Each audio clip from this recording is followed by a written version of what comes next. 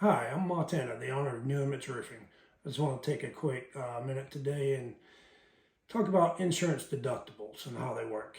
A lot of homeowners come to us and they're kind of confused. They've heard from different contractors or different agents how it works, but there's only one way that an insurance deductible works, and that is for the homeowner or the business owner to pay it.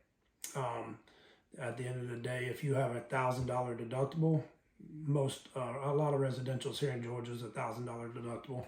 Um, if you have a $10,000 claim, the insurance company is going to take that $1,000 out of the $10,000 claim, and you're gonna end up with $9,000 to get $10,000 worth of work done.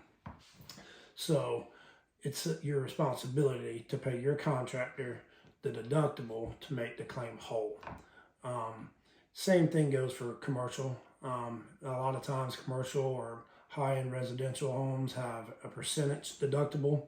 It can go from 2 to 5% of what your home value is or commercial value is. But at the end of the day, the deductible, homeowners gets confused sometimes. They think it's taken out of the claim, so the insurance company's already paid it, and that's just not true.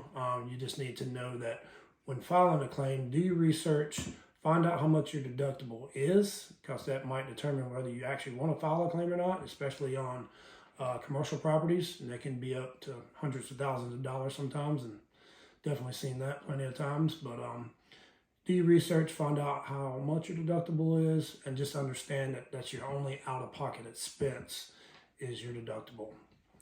Thank you, and we'll see you on the next video soon.